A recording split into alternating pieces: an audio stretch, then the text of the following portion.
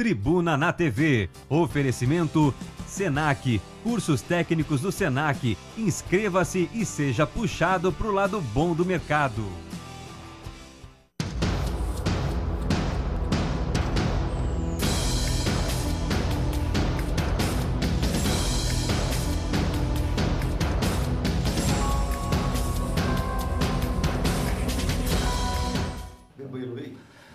Olá, boa tarde a você que está acompanhando a nossa emissora, TV MCA, Canal 6, em Itajaí, Navegantes Itapema, pela Via Cabo TV. Está começando o Tribuna na TV. Muito obrigado pela sua audiência. A você também que nos acompanha pela internet, tvmca.com.br. O nosso telefone para você interagir ao vivo é o 3046 3086. O telefone da emissora 3046 640647, o DDD. O e-mail do programa Tribuna na TV e o Facebook Tribuna na TV. O nosso e-mail é tribunanatv@tvmca.com.br. Boa tarde, Antônio. Boa tarde, Joaquim Lacerda. Hoje o nosso programa é especial, é quinta-feira, a presença do Dr. Bortolato aqui no programa. Já a pergunta é ao doutor. Mas amanhã de hoje, quando eu me deslocava do balneário para Itajaí, eu peguei uma chuva fininha, quase que uma garoa, conhecida como chuva engana bobo. Você pensa que não molha e de repente você vai se aperceber, está literalmente encharcado, né, completamente molhado. Mas agora, para quem está acompanhando o nosso programa ao vivo, nosso programa é gerado ao vivo, 1h30 da tarde, aqui pela TV MCA, Itajaí. E 19h45 é a reprise do nosso programa. Instantes atrás não estava caindo garoa, coisa nenhuma e nem chuva miúda. Estava chovendo e chovendo bem na cidade de Itajaí. Sejam bem-vindos ao nosso programa. Anuncia, Joaquim Lacerda. Pergunte ao doutor, hoje tem um quadro.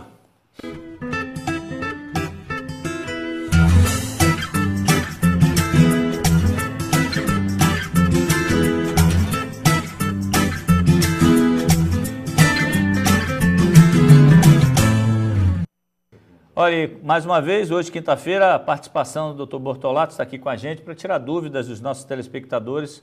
Boa tarde, doutor. Mais uma vez, muito obrigado por estar aqui com a gente, viu? Boa tarde a todos. É um prazer estar aqui novamente com vocês aí na sua casa. E sempre a reprise na quinta-feira, né? À noite também, às 19h45. É isso aí. Doutor, o senhor que participou com a gente lá da nossa festa, né? Legal também. Aliás, queria agradecer, né, aí a direção, queria quadro. Agradecer vocês aí que nos convidaram aí, que fui agraciado, inclusive, como se fosse lá funcionário, fiquei muito lisonjeado. Foi uma festa bonita, isso faz parte realmente das relações entre pessoas que trabalham com empresas, né? Não empregado, autônomos, enfim, todas as pessoas que trabalham de um modo geral com a empresa são convidados e isso realmente cria não só um vínculo, cria uma amizade, cria uma participação maior e isso realmente... as pessoas que trabalham, que operam com essas empresas, elas ficam muito mais felizes, muito mais contentes e elas têm uma admiração pela diretoria, pela empresa que trabalha, que faz o seu exercício. Com certeza. E o Dr. Bortolato está aqui no programa mais uma vez para dirimir qualquer dúvida que você possa ter aí do outro lado. É importante, você não paga nada por isso. Podemos começar, Lacerda? Claro, vamos lá. Olha, o Jairo... Ele está questionando aqui, ele tentou fazer um seguro para a sua moto, doutor Bortolato, em 2 companhias de seguro. Mas essas companhias se recusaram a fazê-lo sob o pretexto de que sua moto e a região em que reside é de alto risco. Eu já tive moto também, tentei fazer seguro e não consegui. Ele quer saber se essas companhias podem se recusar dessa maneira, ou se há alguma lei que protege, nesse instante, o consumidor, doutor Bortolato? Jari, infelizmente, não tem uma lei, porque é uma empresa particular, ela pode realmente recusar. Não recusar o serviço, mas recusar alguns tipos de serviço que vai de encontro, contrário aos interesses comerciais dela. Quando existe um alto risco em determinada região, ou aquele produto tem um alto risco em função do alto risco de furto, evidentemente, ele se recusa. Então, como tem alguns tipos de veículos que têm maior incidência de furto, que os ladrões gostam, determinadas marcas de moto ou de veículo. Então, naturalmente, que em função entre a oferta e a procura, que é a lei do mercado, acaba criando, aumentando o valor do risco e aumentando o valor do seguro, ou às vezes até a companhia se recusa a fazer. Não é só em função da marca, é em função também do local. Tem muitos locais que têm uma predisposição, tem mais, não é que tenha mais ladrão, mas que tem locais que tem mais em furto do que outros locais. Então, naquela região, naquele local, evidentemente que eles criam o embaraço, criam o problema, porque eles sabem que ali é um alto risco. E as empresas hoje, eles vivem de risco. né? E o risco ele tem que ser atenuado, ele tem que ser matigado. Então, senão, aí evidentemente que é para evitar que as empresas vá à falência. Então, infelizmente, eles podem fazer isso, e aí o que ocorre realmente é que, em função do alto índice de criminalidade, o alto índice de roubo, acaba refletindo também no consumidor. Olha, e o meu xará, ele tem um pouquinho a mais do que eu de idade, tem 55 anos, ele não conseguiu fazer um concurso público exatamente porque o edital limitava, né, a idade em 40 anos. Ele quer saber se isso é legal, se isso é permitido, né, e até que idade eles podem limitar, se isso tem algum padrão, se isto é discriminação na opinião dele ou não. Em tese, ele é discriminação. O que os juízes adotam é o que se chama-se da lei da razoabilidade. Não vamos aqui botar, digamos, e eu não tenho nada contra, até seria a favor, botar um senhor de 95 anos para ser carteiro, para andar todo dia nos morros, para poder isso. Não teria condições. E eu também me reservo o direito de dizer também que a menor idade também poderia ser aproveitada. Digamos, eles limitam os concursos em 18 anos, idade mínima.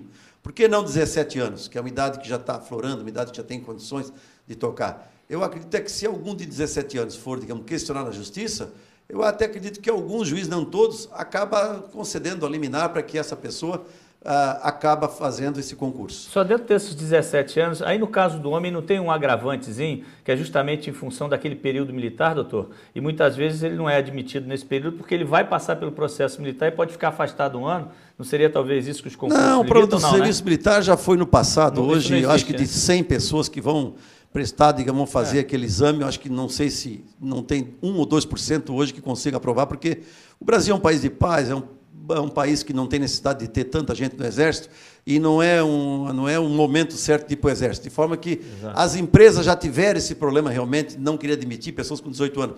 Hoje isso já passou. As empresas hoje estão mais medo de mulheres grávidas do que de pessoas com 18 anos de idade. Sim. Agora, voltando ainda no caso do seu Joaquim, infelizmente, seu Joaquim, não deixa de ser uma discriminação, mas muitos juízes acabam aplicando a lei ou aplicando quando a lei está, digamos assim, confrontando com a justiça, eles aplicam o que eu falei anteriormente com a razoabilidade, esse exemplo que eu dei anteriormente. Mas, então, eu não sei dizer para o senhor qual é o limite que está a lei, mas, assim, se você tiver no limite, assim, que a lei é 65 anos que ele falou? 55. 55 e aqui, no caso, limitava em 40. Se limitar em 40, você tem 55, eu acho razoável. Aí você pode procurar um advogado, o advogado ingressa na justiça, para ver qual vai ser a decisão do juiz. Se o senhor disser para mim, que se eu disser para o senhor que o senhor está errado, eu estaria mentindo. Se eu disser que o senhor estaria certo, também estaria mentindo. Então, vamos provocar o judiciário. O judiciário é para isso mesmo. Por isso que surge a lei, através da jurisprudência, de decisões de vários juízes que criam uma lei para poder fazer com que haja justiça. O doutor Bortolato, falou-se em 17, 18 anos de idade, o limite aqui de 40, quando este senhor, o Joaquim, tem 55 anos de idade.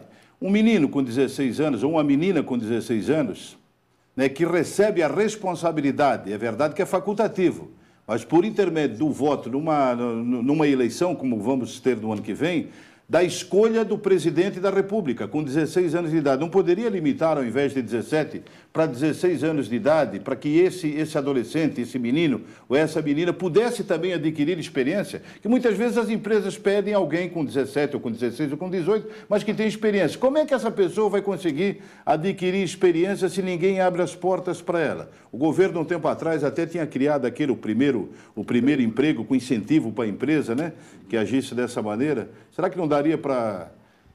Essa é uma polêmica antiga, porque o nosso Código Penal, o nosso Código Civil, é da década de 40, de muitos anos atrás, onde você botava a mão na moça, tinha que casar. Então, hoje, estamos no século XXI, o tempo passou muito rapidamente e as coisas tiveram que mudar. E a lei tem que se amoldar aos tempos, à atualidade. De forma de que 18 anos, no meu entender, talvez no entender de muitos dos telespectadores, até no teu também, talvez, Antônio Carlos, é muito alto, muito elevado, porque se ele já pode votar com 16 anos de idade, e se ele já pode ter filhos, digamos assim, até casar com a aquiescência dos pais com 16 anos de idade, por que ele não é responsável com 16 anos de idade? Por que só 18 anos de idade? Por que ele já não pode, então, ingressar no mercado com todos os direitos, como se fosse outro normal? Eu também acho que é errado, e eu acho que a legislação tem que mudar. Tem vários dispositivos para mudar no nosso Congresso, mas infelizmente fica lá enrolando, como aquele caso também da empregada doméstica, que já comentamos na semana passada. É verdade. Olha, a Marina disse que não gostou, doutor, das greves dos bancários, pois prejudicou o cidadão comum, que precisa fazer suas operações diárias, receber, pagar, etc, etc. Isso acontece diariamente. E não entende ela, a Marina, por que eles não tentam fazer suas reivindicações de outra maneira, de um outro jeito. E agora ela quer saber quem irá pagar os prejuízos com as multas referentes aos atrasos dos carnês. Eu até falei agora essa semana com um bancário, e até, por coincidência, até comentei esse assunto. Ele me respondia de que, e é já um entendimento que eu tinha, assim, particular, e eu acredito que também a maioria do telespectador também tem. Hoje, a greve, por incrível que pareça, para o banco, para o banqueiro, é um lucro.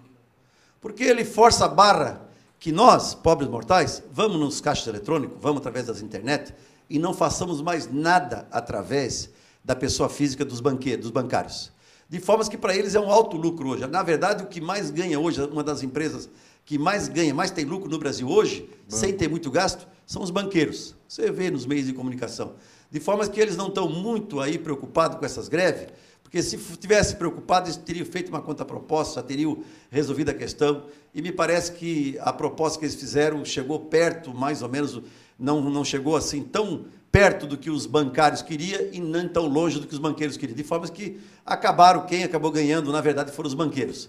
Então, se eles estão ganhando, e esse comando de greve, todos os anos, sempre acaba, de fato, prejudicando os nossos consumidores, está na hora, realmente, como disse o nosso telespectador aí, a Marina. A Marina, está na hora de esse comando de greve, que tem que ter uma cabeça pensante, tem que ter várias pessoas, ver aí uma opinião da população, ver uma opinião, talvez, dos seus associados no Brasil todo, que é enorme, né? Tem vários hoje tipos de comunicação que se hoje consegue aí uma avalanche enorme de pessoas para dar opinião, para ver qual seria, no futuro, uma melhor forma de reivindicar seus direitos, a não ser prejudicar nós consumidores. Tem outros meios, talvez outros meios até bem melhor, e até que consiga melhores resultados.